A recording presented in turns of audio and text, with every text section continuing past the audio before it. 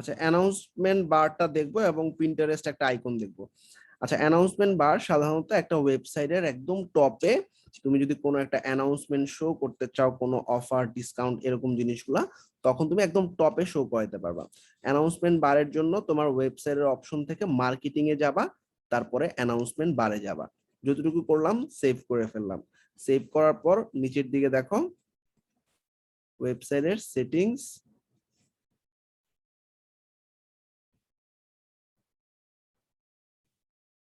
Sorry ওয়েবসাইটের marketing থেকে announcement বার,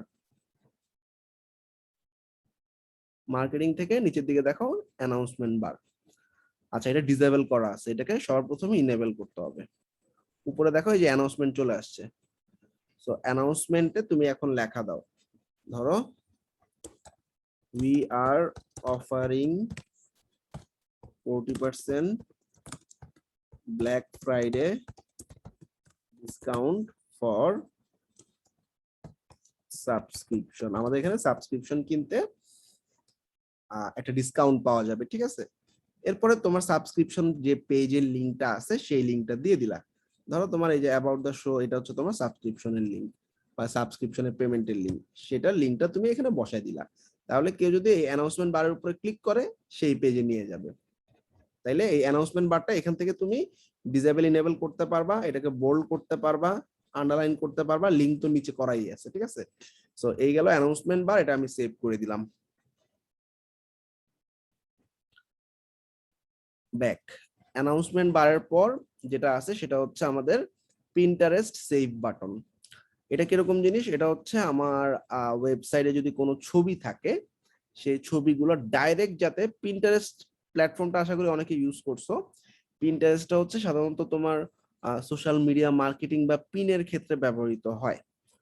তো তোমার ওয়েবসাইটে কোনো একটা ছবি ভালো লাগছে, সেই ছবিটা সে ডাইরেক্ট পিন আকারে সেভ করতে পারবে।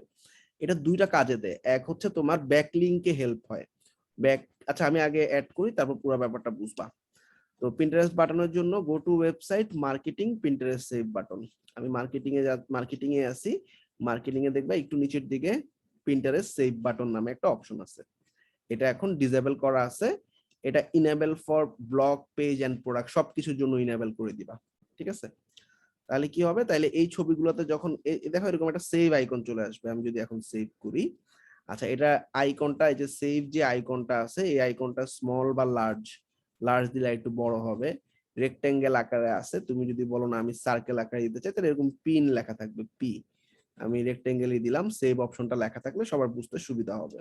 তারপর আমি আমার ওয়েবসাইটটাকে সেভ করলাম বা এই অপশনটা সেভ করলাম, তাহলে আমার ব্লগ পেজ প্রোডাক্টের সমস্ত ইমেজের জন্য এটা ব্যবহৃত হবে, ঠিক আছে। সো আমরা যদি এখন সেটা ভিউ করি, আসতে মাঝে মধ্যে একটু টাইম লাগে, চলে আসছে যে সেভ, সেভ আইকন।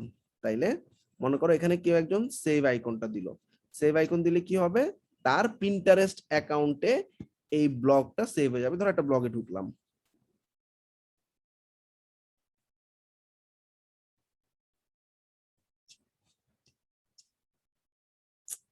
সাইট গুলো ভিউ করতে অনেক প্রবলেম করে।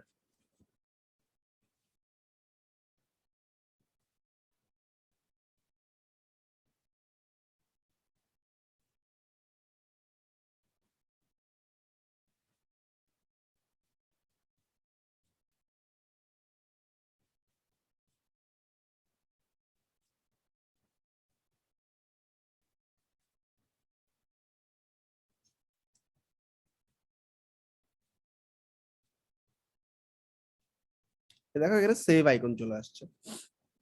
আচ্ছা, এখন যদি কেউ সেভ করে তার পিন্টারেস্ট অ্যাকাউন্টে নিয়ে যাবে। পিন্টারেস্ট অ্যাকাউন্টে কারো যদি অ্যাকাউন্ট থাকে, সেই অ্যাকাউন্ট দিয়ে সে লগ ইন করবে। ভালো করে বুঝো কি হচ্ছে, মানে আমরা এটা কেন করলাম, তাই না।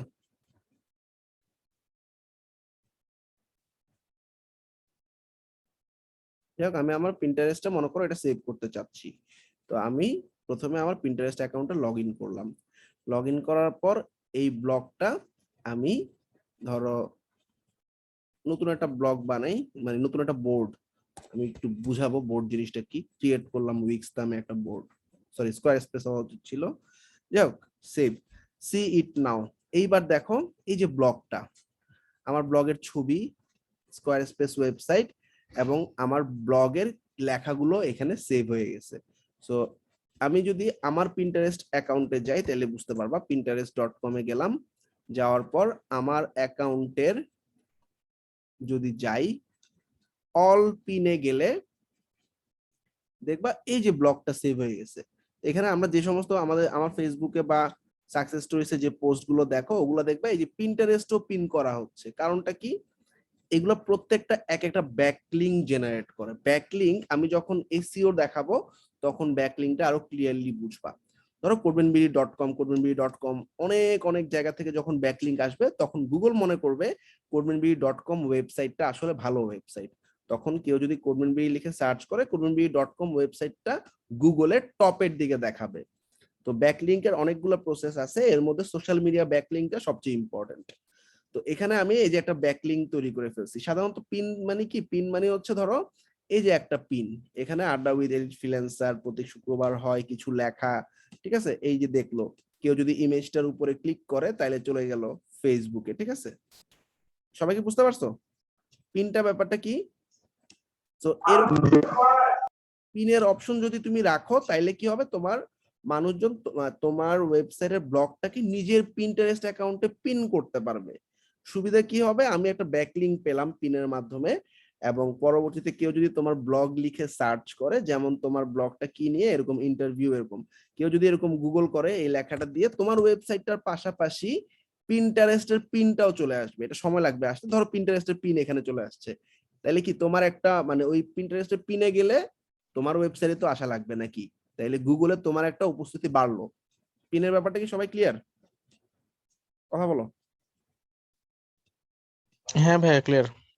তাহলে পিন্টারেস্ট পিন বাটন বা সেভ বাটন ম্যাক্সিমাম ওয়েবসাইটে লাগে। তো এটা করে নিবা এখান থেকে যেভাবে দেখাইলাম।